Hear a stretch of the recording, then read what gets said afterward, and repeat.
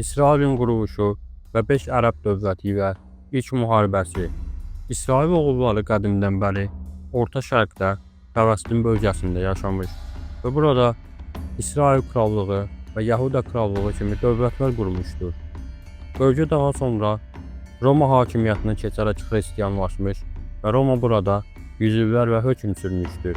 Daha sonra Ərəb xilafətinin fəthləri ilə buranın əhalisinin çoxu müsəlmanlardan ibarət olmuşdur. Bu torpaqlar hər üstündə də Yahudilik, Xristianlıq və İslamda müqəddəs torpaqlar olaraq qəbul edilməkdədir. Beləliklə 11-ci əsr və 13-cü əsrin sonlarına qədər davam edəcək olan Haçlı yürüyüşləri başladı. Bu da uzun müddət müsəlman və Xristian dünyası arasında çoxsaylı müharibələrə səbəb oldu. Ardından 13-cü əsrin ortaları və 16-cı əsrin başlarına qədər Məmlüklər, 16-cı əsrdən 1-ci Dünya müharibəsinə qədər isə Osmanlılar bölgəyə hökm etdi. 1-ci Dünya müharibəsində Osmanlının süqutu ilə İngilislər bölgəni ələ keçirdi. Bölgəni ələ keçirən İngilislər 1917-ci ildə Balfour Deklarasiyasını yayınladılar. Bu deklarasiya bölgədə Yahudi dövlətinin qurulmasına dəstək verildi. Bu da ərəblərin ciddi narazılığına səbəb oldu. 18-ci əsrin sonlarına doğru başlayan Ərəb-İsrail çəkişməsi daha da alovlandı. Dünyada sürət qazanan Siyonist hərəkat sayəsində on minlərlə Yahudi bölgəyə axın etdi. 2-ci Dünya müharibəsində Hitlerin 6 milyon Yahudini qətl etməsi də bu köçü daha da sürətləndirdi.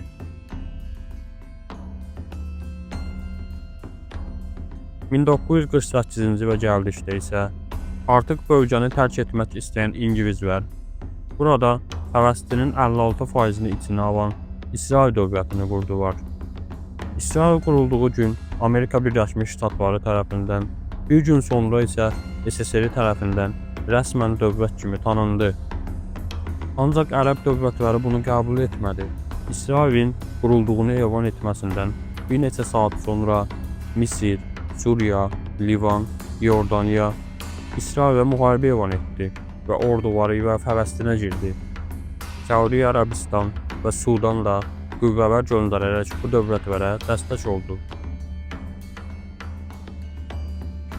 Müharibə boyunca hər iki tərəfində ordularının sayları belədir. İsrail müharibəyə 30.000 əsgər və mülki əraziləri qoruyacaq olan könüllülərdən ibarət 4.000 qüvvə ilə girdi. Bu qüvvələr müharibə boyunca 120.000 civarına qədər çıxacaqdır. Ərəblər isə toplamda müharibəyə 40.000 nəfərlik ordu ilə girdilər. Bu qüvvələr müharibə sonuna qədər 60.000-i keçəcəkdir. Ərəblərin ən güclü iki ordusu isə Misir və Yordaniya orduları idi.